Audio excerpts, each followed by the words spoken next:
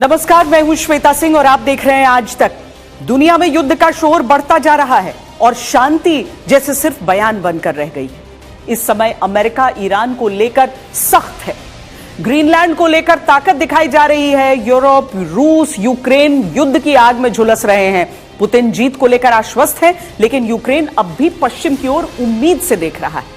उधर एशिया में नए इस्लामिक नेटो की चर्चा है। सवाल है कि क्या दुनिया युद्ध की आदी होती जा रही है और शांति पीछे छूटती जा रही है, या जंग ही तरक्की का नया रास्ता बन चुका है।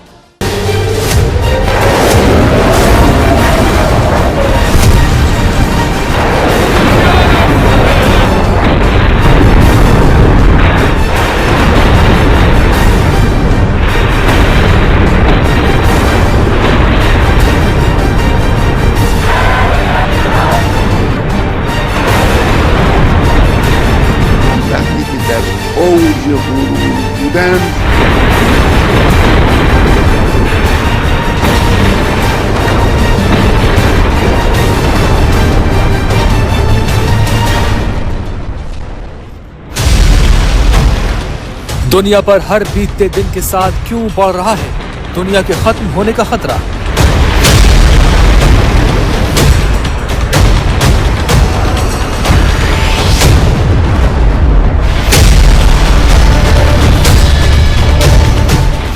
अमेरिका वेनेजुएला के बाद ग्रीनलैंड पर नजरें गड़ाए और ईरान पर हमले की तैयारी कर रहा है।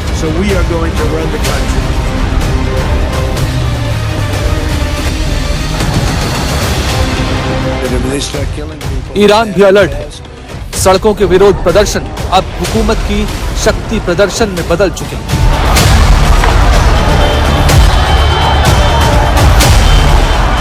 क्यों कहा जा रहा है कि रूस यूक्रेन की जंग में न्यूक्लियर अटैक की प्लानिंग हो चुकी है?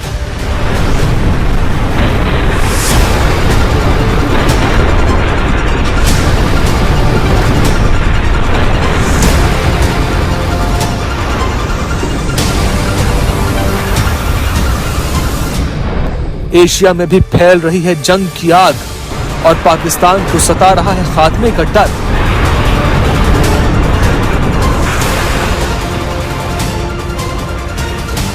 दुनिया आज जंग के शोर में ही आगे बढ़ रही है और हैरानी यह है कि इसी माहौल में अमेरिका खुद को शांति का सबसे बड़ा झंडा बरदार बता रहा है।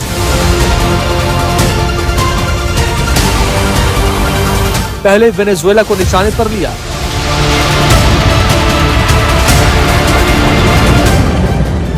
फिर ग्रीनलैंड पर नजरें डाली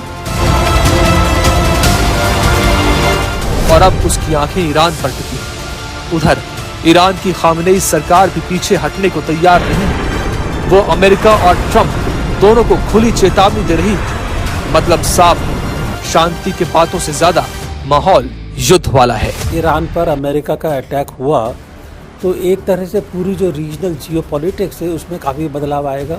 यूएस पूरा जो इंटरनेशनल ऑर्डर है, एक रूल बेस्ड ऑर्डर है, उसको ख़त्म करने पर तुला हुआ है।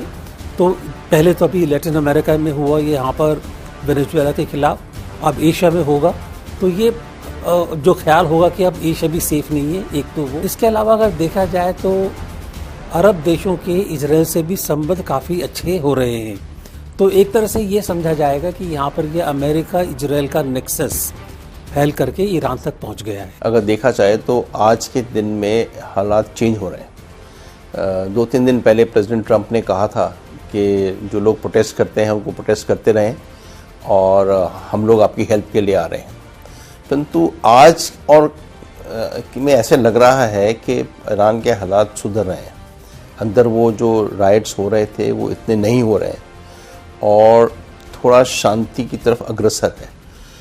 और अगर ऐसा है तो हालात में ये सोचना कि अमेरिका इसमें इंटरफेयर करेगा अभी भी इसके विषय में एज टाइम पास हो रहा है, मुश्किल लग रहा है।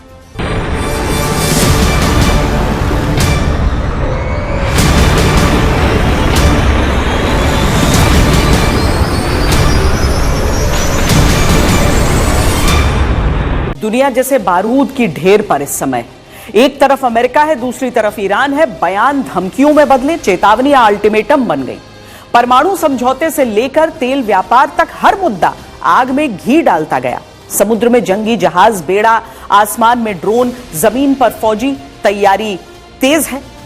सवाल यह नहीं कि तनाव है या नहीं, सवाल यह है कि अब तक ऐसा क्या क्या हुआ जिसने इस टकराव को सीधे जंग की दहलीज तक पहुंचा दिया।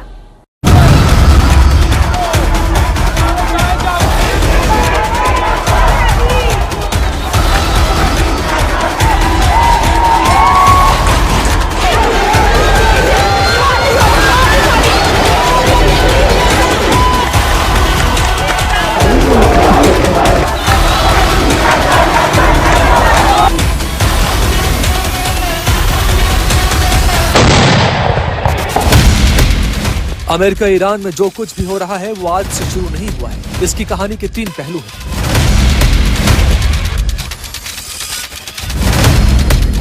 पिछले साल दिसंबर से ईरान की सड़कों पर प्रदर्शन आग की तरह फैल रहे हैं। महंगाई आसमान पर है, बेरोजगारी बढ़ती जा रही है और अर्थव्यवस्था लगातार लुढ़क रही है। नतीजा, जनता सड़कों पर निकल आई।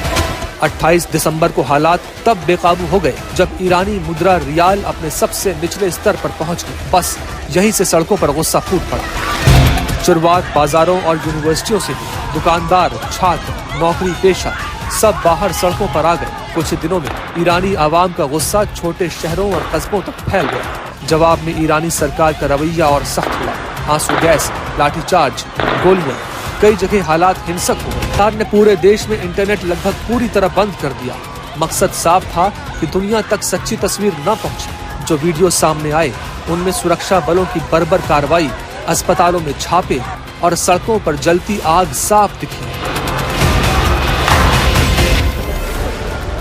मानवाधिकार संगठनों का दावा है कि सैकड़ों लोग मारे जा चुके हैं और अब भी करीब 800 लोगों पर फांसी का फंदा लटक रहा है। इसी बीच अमेरिका की तरफ से खुली चेतावनी आई, अगर जनता पर जुल्म जारी रहा तो जवाब कड़ा होगा। वहीं ईरान के supreme leader Ayatollah Ali Khamenei ने सारा दोष बाहरी ताकतों पर मढ़ दिया और प्रदर्शनकारियों के खिलाफ सख्ती के आदेश दे दिए। ईरान के रक्षा मंत्री का दावा है कि ईरान में भाड़े के एक हत्यारे को गिरफ्तार किया गया है, जिसको करीब $6000 दिए गए थे। हिंसा और हत्या की प्राइस लिस्ट तय की गई थी। हर हत्या के लिए $3300, हर गाड़ी जलाने की कीमत $1300, हर पुलिस स्टेशन जलाने के लिए $530, परेशान करने के लिए $100। ईरानी अथॉरिटी का आरोप है कि इन सब का मकसद मौत की संख्या को बढ़ाना था।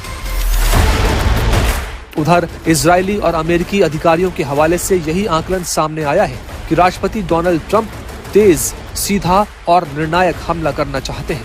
किसी भी हालात से निपटने के लिए मध्य पूर्व में अमेरिका के 3 युद्धपोत तैनात थे। यूएसएस फोर्ड कैरिबियन में था, यूएसएस अब्राहम लिंकन और यूएसएस जॉर्ज वॉशिंगटन दक्षिण चीन सागर में। अमेरिका के किसी भी युद्धपोत को ईरान पहुंचने में करीब 1 हफ्ता लगेगा।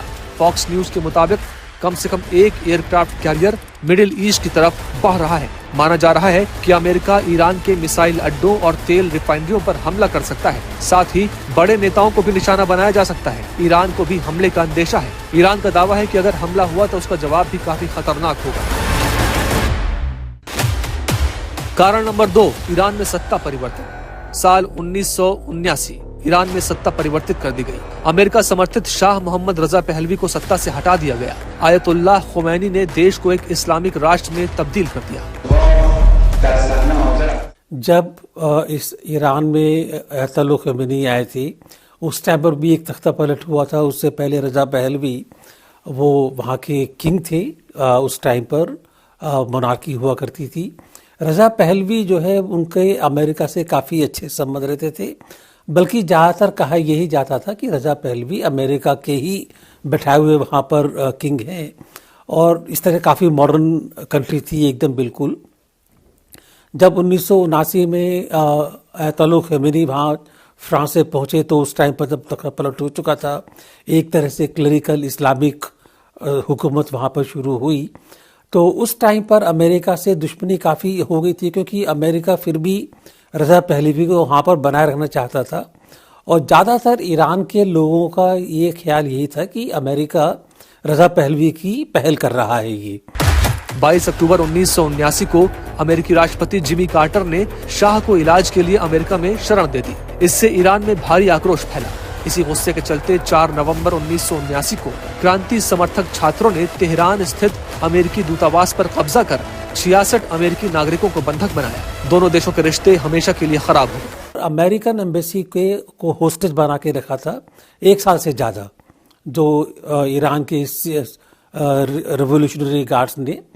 तो उसके तभी से, क्योंकि अमेरिका समझता है कि एक तो जो रजा पहलवी को हटाने में अयतुल्ला ख़मेनी उनका हाथ रहा है, और इसके अलावा एक जो इस्लामिक रजीम बना है जिसको समझते हैं कि ये एक फंडामेंटलिस्ट रजीम है और शियाज हैं वो ज़्यादातर, तो तभी से एक रिलीजियस बेसिस पर और हिस्ट्री के बेसिस पर काफ़ी खिलाफत रही है ये। अब आते हैं कहानी के तीसरे और सबसे अहम पहलू पर। कारण नंबर 3, परमाणु हथियार। अमेरिकी शासन और ईरान में टकराव की जड़ें साल 2018 में जाती हैं, जब अमेरिका ने ईरान के साथ हुए परमाणु समझौते से खुद को अलग कर लिया। ये वही समझौता था जिसने 2015 में ईरान और दुनिया के कई बड़े देशों ने मिलकर किया था। अमेरिका के बाहर निकलते ही ईरान पर दोबारा कड़ी आर्थिक पाबंदियां लगा दी गईं, जिससे ईरान की अर्थव्यवस्था बुरी तरह चरमरा गई। बेसिकली दिक्कत वही है। और उसके बाद से जब ईरान ने एक अपना न्यूक्लियर एनर्जी प्रोग्राम के तहत यूरेनियम एनरिचमेंट का कार्यक्रम शुरू किया, तब से ये जो है दिक्कतें और भी ज़्यादा बढ़ गई। अमेरिकी प्रतिबंधों का सबसे बड़ा असर ईरान के तेल कारोबार पर पड़ा। विदेशी कंपनियां पीछे हट गईं, डॉलर की कीमत बढ़ी और आम लोगों की जिंदगी मुश्किल होती चली गई। 3 जनवरी 2020 को हालात उस वक्त और बिगड़ गए जब अमेरिका ने ड्रोन हमले में ईरान के टॉप सैन्य कमांडर कासिम सुलेमानी को मार गिराया। सुलेमानी को ईरान में सुप्रीम लीडर के बाद सबसे ताकतवर शख्स माना जाता था। अमेरिका का दावा था कि कासिम सुलेमानी कई अमेरिकियों की हत्या में शामिल था। फिर साल 2025 में ईरान इजराइल जंग के बीच अमेरिका की एंट्री होती है। अमेरिकी राष्ट्रपति डोनाल्ड ट्रंप के आदेश पर अमेरिका के B-2 बॉम्बर ने ईरान के 3 परमाणु ठिकानों फोर्दो, नतान्स और इस्फहान पर अपने हमले किए। हालांकि ईरान ने दावा किया कि परमाणु ठिकाने पहले ही खाली करवा लिए गए थे। अगर ये टकराव बढ़ा तो अगला कदम क्या होगा? क्या सिर्फ आर्थिक दबाव रहेगा या फिर मिसाइलें और बम तेहरान पर बरसेंगे? क्या खेल प्रॉक्सी वॉर के जरिए खेला जाएगा या सीधी भिड़ंत होगी? खाड़ी क्षेत्र से लेकर पश्चिम एशिया तक हर मोर्चे पर असर पड़ेगा। तेल की कीमतें रॉकेट से तेज होंगी, बाजार इसकी गर्जना से कांपेंगे और दुनिया 2 खेमों में बंटती दिखेगी। ये सिर्फ 2 देशों की लड़ाई नहीं, ये पूरी दुनिया के भविष्य का सवाल भी है। दुनिया के हालात बेहद नाजुक हैं। अमेरिका लगातार ईरान पर दबाव बना रहा है। दूसरी तरफ इजराइल के प्रधानमंत्री बेंजामिन नेतन्याहू भी नहीं चाहते कि अमेरिका ईरान पर हमला करे। ट्रंप ने भी इशारा दिया है कि ईरान में प्रदर्शनकारियों की हत्याएं रुकी हैं और फांसी की सजाओं पर भी ब्रेक लगा है। Iran canceled the hanging of over 800 people. They were going to hang over 800 people yesterday, and I greatly respect the fact that they canceled that. We've been told that the killing in Iran is stopping, and it's stopped, and it's stopping. And there's no plan for executions or execution or executions. So I've been told that on good authority. We'll find out about it.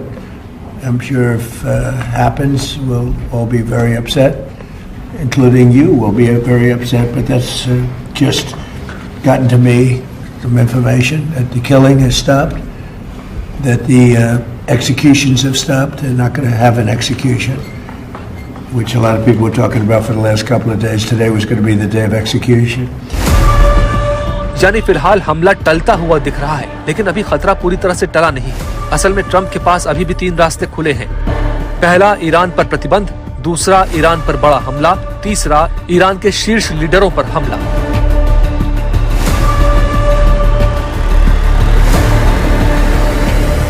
America ये दावा करे कि उसकी ही चेतावनी से हालात बदले हैं और वो फिलहाल कोई हमला न करे, बस आर्थिक प्रतिबंध और सख्त कर दिए जाएं।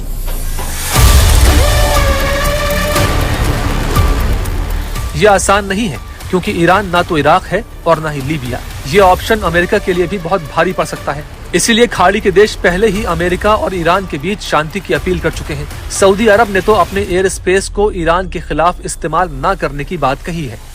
वॉर का मतलब है कि ईरान जवाबी कार्रवाई भी करेगा। उनकी काबिलियत है जवाबी कार्रवाई करने की, और उससे और लोगों को भी नुकसान हो सकता है और कंट्रीज़ को नुकसान हो सकता है। अमेरिका के बहुत सारे बेस हैं वहाँ पर और इजराइल का है। वो उस किस्म की जंग होगी कि नहीं होगी, अब कौन जानता है। कल के विषय में आजकल कोई बता नहीं सकता है, परंतु मैं एक एनालिस्ट के तौर पर कहना चाहूँगा कि मेरे विचार में जो उन्होंने नवंबर में और अक्टूबर में जैसा हुआ है उसके मुताबिक वैसा ही कुछ करने से एक जवाबी कार्रवाई हो सकती है, जिसमें और कंट्रीज को भी नुकसान होगा। तीसरा और सबसे खतरनाक रास्ता सीमित हमलों का है, यानी ईरान के कुछ बड़े नेता और ठिकानों पर सटीक अमेरिकी स्ट्राइक, ताकि ईरानी सरकार को साफ संदेश दिया जा सके और प्रदर्शनकारियों के समर्थन का ऐलान हो सके। हालांकि अगर अमेरिका सीमित स्ट्राइक भी करता है तो ईरान चुप नहीं बैठेगा।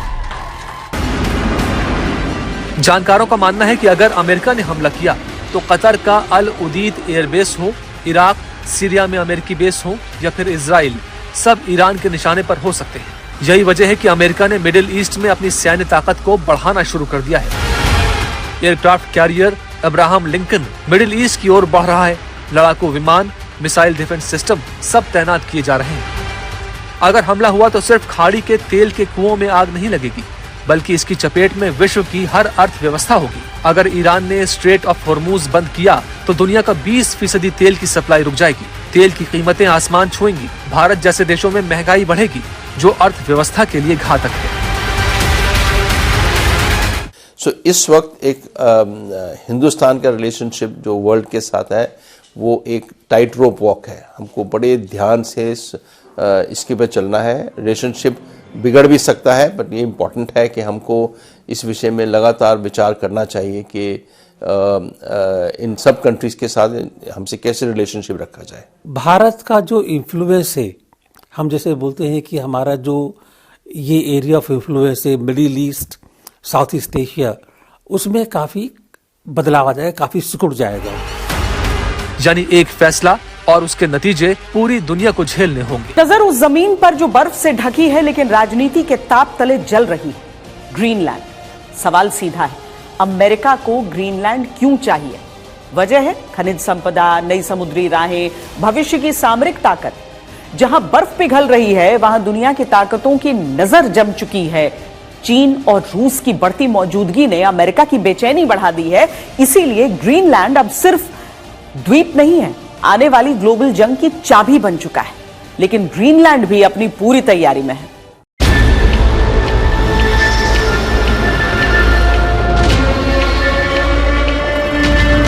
We need Greenland for national protection. They have a very small population. People are concerned about the messages from the United States about annexing Greenland or buying Greenland.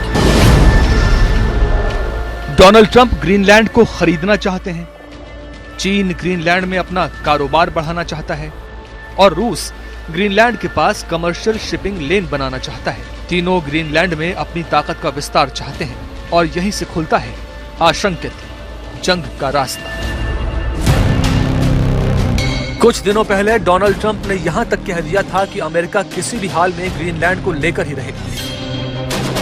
Need it for national protection. We need Greenland for national protection. They have a very small population. And I don't know, they say Denmark, but Denmark has spent no money. They have no military protection. They say that Denmark was there 300 years ago or something with a boat. Well, we were there with boats too, I'm sure. So we'll have to work it all out. But he felt very strongly, we need it for national, we need Greenland for national security. Trump का मानना है कि Greenland के लोग America के साथ रहना चाहते हैं, जबकि वहां के लोगों का कहना है कि Greenland is not for sale. ये सुनते ही ट्रंप भड़क गए, धमकी दे रहे हैं कि उनके लिए मुसीबत खड़ी होने वाली है। 25% tariff, which is, by the way, about 7 times more than they would have to pay. And I may do that for Greenland too. I may put a tariff on countries if they don't go along with Greenland, because we need Greenland for national security. बार-बार Denmark और Greenland Trump की मांग को ठुकरा रहे हैं, लेकिन Trump रोज नया बयान दे रहे हैं। नतीजा ये है कि ग्रीनलैंड में रहने वालों की नींद उड़ गई है। As the people of Greenland, there are quite a bit of worry. People are concerned about the messages from the United States about annexing Greenland or buying Greenland. It causes a great deal of worry about the future. People are reporting difficulties to sleep. This is really filling the agenda and the discussions around the House. Greenland पर घमासान छिड़ा है। हालत अब ये है कि America के सामने अब नेटो ही खड़ा हो गया है। ग्रीनलैंड में नेटो के 6 देशों ने अपने सैनिक उतार दिए हैं। किसी ने 1, किसी ने 2, तो किसी ने 13 सैनिक भेजे हैं।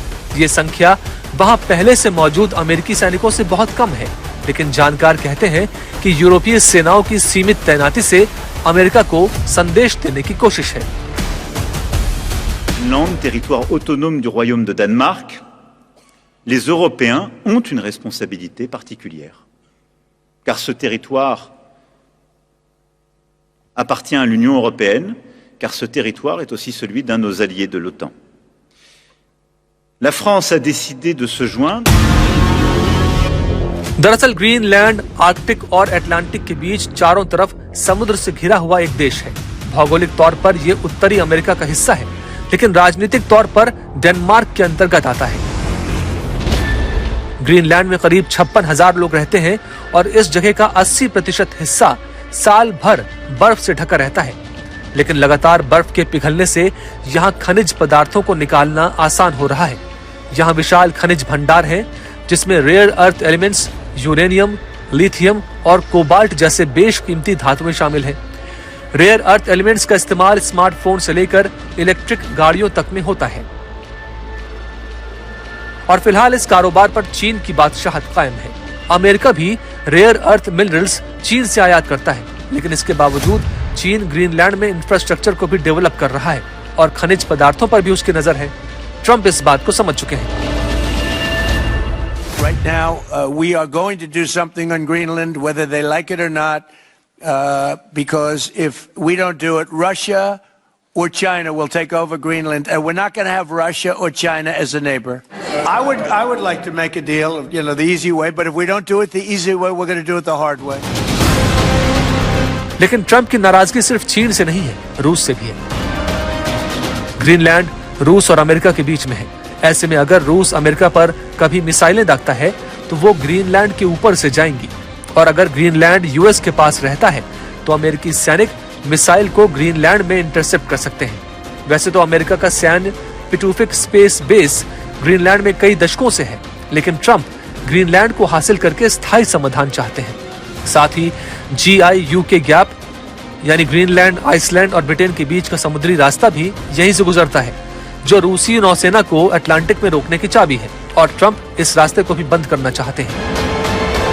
ग्रीनलैंड अमेरिका के लिए बहुत स्ट्रेटेजिक इंपॉर्टेंट है, क्योंकि जो आर्कटिक सी था, जिसके अंदर समुद्र के अंदर बर्फ जमी होती थी और आर्कटिक सी का इस्तेमाल नहीं हो सकता था, मगर आज की तारीख में ये एक शॉर्टेस्ट रूट हो गया है जो रशिया और यूरोप से अमेरिका जाते हुए अटलांटिक क्रॉस करते हुए।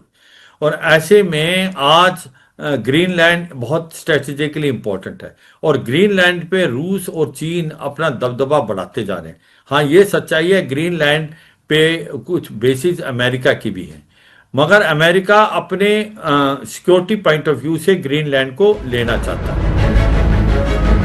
अमेरिका बिना कब्जे के ग्रीनलैंड का इस्तेमाल कर रहा है, लेकिन ट्रंप चाहते हैं कि पूरा कंट्रोल उनका हो, और ट्रंप की इस चाहत की वजह से सिर्फ ग्रीनलैंड और डेनमार्क ही नहीं, चीन, रूस के साथ साथ पूरा यूरोप बर्फ की इस दुनिया में फंसा हुआ है।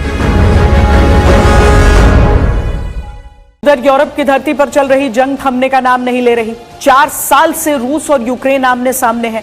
आसमान से बम गिर रहे हैं, सीमावर्ती शहर लगभग खंडहर में तब्दील हो चुके हैं। ये जंग अब जमीन की नहीं, जिद और ताकत की बन चुकी है।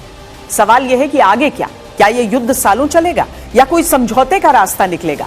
क्या नए देश इसमें खींचेंगे या हालात और खतरनाक होंगे? और सबसे बड़ा सवाल, क्यों कहा जा रहा है कि ये युद्ध न्यूक्लियर वॉर की तरफ बढ़ सकता है? यूक्रेन रूस की जंग को 4 साल से ज्यादा हो गए। ट्रंप लगातार दावे कर रहे हैं कि अब यूरोप में शांति आने वाली है। फिर क्यों शांति के बीच सुनी जा रही है न्यूक्लियर अटैक की आहट? क्यों कहा जा रहा है कि होने वाला है न्यूक्लियर हमला? कौन दे रहा है यूके और जर्मनी को न्यूक्लियर युद्ध की धमकी? क्या शुरू होने वाला है थर्ड वर्ल्ड वॉर? ये अमेरिकी पत्रकार टकर कार्लसन है। इनके एक दावे ने पूरी दुनिया में तहलका मचा दिया है। दरअसल अमेरिकी पत्रकार टकर कार्लसन के पॉडकास्ट में रूस के पूर्व सलाहकार सर्गेई करागनोव ने कहा कि अगर यूरोप कभी रूस को हराने के करीब भी आया तो रूस परमाणु हथियार इस्तेमाल करेगा।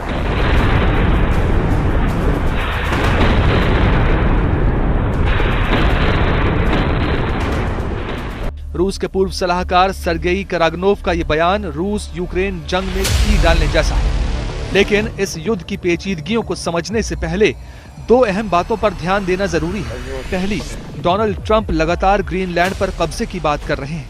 दूसरी, ग्रीनलैंड को लेकर अब हालात ऐसे बन गए हैं कि अमेरिका के सामने उसके अपने नेटो सहयोगी खड़े नजर आ रहे हैं। नेटो के भीतर ये असहजता बताती है कि मामला सिर्फ रूस यूक्रेन तक सीमित नहीं रहा, बल्कि पश्चिमी गठबंधन के अंदर भी दरारें उभर रही हैं।